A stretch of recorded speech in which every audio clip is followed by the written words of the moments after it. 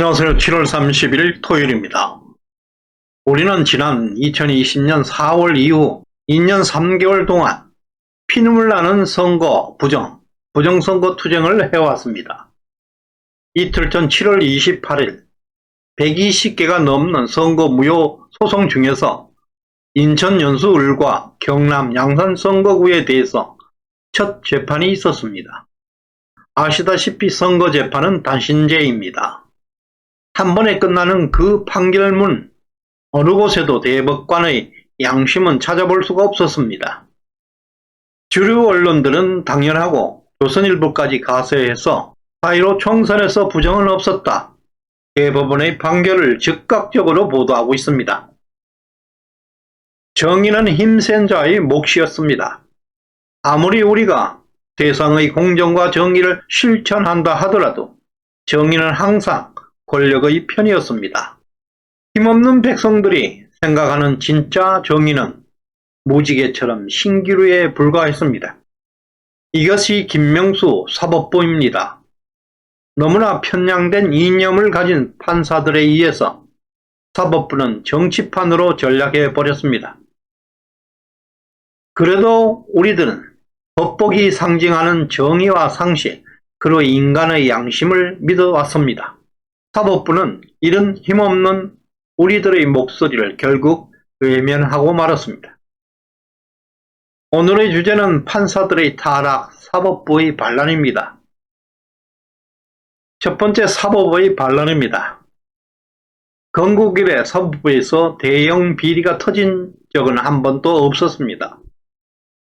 모든 인간은 사악한 존재들인데 유독 판사들만 특별하게 청렴하고 깨끗하고 물력이 없다고 말할 수는 없을 것입니다.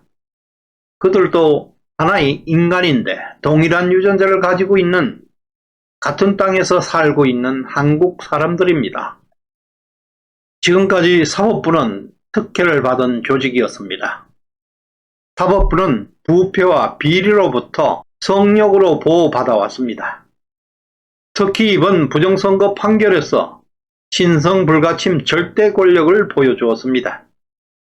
판사들은 법원 모독이라는 표현을 자주 사용하고 있습니다. 지금 법원은 중세시대 신에 버금가는 동격으로 취급받고 있는 조직입니다. 정말 무서운 조직입니다. 절대 권력은 반드시 부패한다고 했듯이 이번 판결은 법원 스스로 타락을 증명하고 있습니다. 스스로 자정 기능을 상실한 채 절대 권력, 법원이 타락하고 법치주의가 땅에 떨어졌습니다. 흔들리는 법의 지배로 인해서 서민들이 고통받고 자유가 사라지고 있습니다.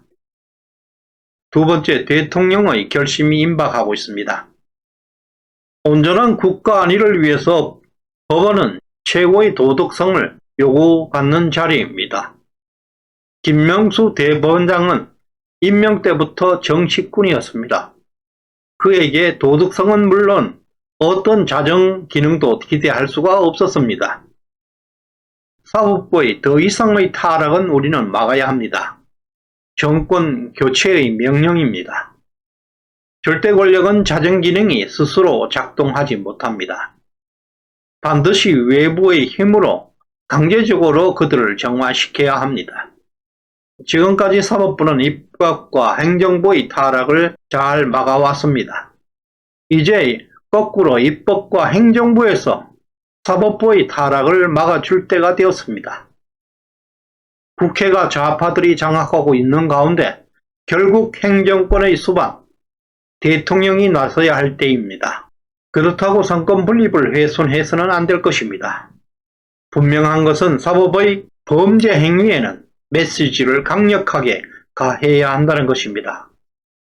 바로 준사법기관, 중앙선관위를 압수수색해야 합니다. 차고 넘치는 불법 증거들을 온 국민들은 다 알고 있습니다. 지금까지 윤석열 정부 핵심 인사들은 선거 투명성과 관련해서 공개적으로 여러 차례 약속해 온 것을 우리는 반추해 볼 필요가 있습니다. 먼저 윤석열 대통령께서는 작년 국힘당 후보 경선 토론 때 황교안 후보가 묻는 질문에 부정선거가 존재한다는 데 동의한 바 있습니다. 그리고 대선 유세 기간 중에 경주에서 선거 부정을 획책하는 자는 이 나라에서 살 수 없도록 하겠다. 그리고 의정부 유세에서도 선거 부정에는 엄벌을 가할 것이라고 약속한 바 있습니다. 이와 같이 윤석열 대통령은 부정선거에 세세하게 잘 알고 있습니다. 특히 윤석열 대통령과 서울법대 동기 동창 40년 지기 친구 석동현 변호사가 우리 부정선거 변호인단으로 활동하고 있다는 것에 우리는 주목해야 합니다. 또한 이준석 국힘당 대표로 인해서 거부되어 왔던 부정선거 이슈도 이제는 국힘당 내부에서 공론화시킬 수 있게 되었습니다. 중앙선관위는 통뼈입니다. 선관위는 헌법상 독립기관으로 감사원의 직무감찰 대상으로 보기 어렵다. 감사원이 헌법기관에 대해 직무감찰을 실시하면 직무수행 독립성과 정치적 중립성을 침해할 우려가 있다며 감사원 감사를 거부하고 있습니다. 감사원과 중앙선관위의 충돌이 예상되고 있는 가운데 감사원은 중앙선관위에 대해서 대대적인 감사를 위해 7월부터 기초 감사 자료를 수집하고 있습니다.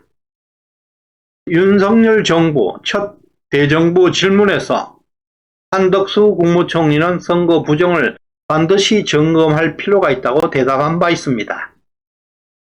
이와 같이 윤석열 정부는 부정선거에 대해서 심각성을 인식하고 있습니다. 세 번째, 사법부의 착각입니다. 윤석열 정부가 추구하는 최고의 가치는 공정, 상식, 정의라는 것은 모르는 분이 없을 것입니다. 단순한 선거용 구애에 그치는 것이 아니라 윤석열 정부의 정치 철학이라 하겠습니다. 앞에서 본 바와 같이 윤석열 대통령, 한덕수 국무총리, 그리고 감사원까지 윤석열 정부의 최고 실세까지 중앙선관위를 의심하고 있습니다. 그리고 사법부는 스스로 자정기능을 상실해 버렸습니다. 4.15 총선 무효소송을 기각함으로써 법원은 민주주의의 뿌리, 선거의 투명성을 크게 훼손하고 있습니다. 중앙선관위는 역대급 부정선거, 선거 부실에 감사원 감사까지 거부하고 있는데요. 대법원은 선관위 주장을 그대로 인용해서 판결하였습니다. 이것은 조직적 반란이라 하겠습니다. 법원은 신성 불가침 조직이 아닙니다. 심지어 경찰까지 독립을 요구하고 있습니다. 강동이 꼴뚜기까지 뛰어나와서 대한민국 법치를 개판으로 만들고 있는 문정권입니다. 여러 면에서 사법부는 윤석열 정부의 정치 철학에 정면으로 도전하는 양상을 보이고 있습니다. 아무리 상권 분립이라 하더라도 사법부와 중앙선관위의 불법 행위조차 신성 불가침 영역으로 남겨두어서는 안 될 것입니다. 대통령은 국가 수반으로서 국가 비상사태를 선포할 수 있습니다.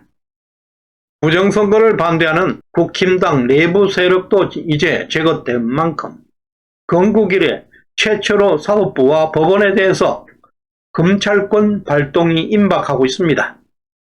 윤석열 대통령은 고비 때마다 보이지 않는 힘이 작동하고 있습니다. 부정선거 카드는 윤석열 정부의 최후의 보루가 될 것입니다. 시청해 주셔서 감사드립니다.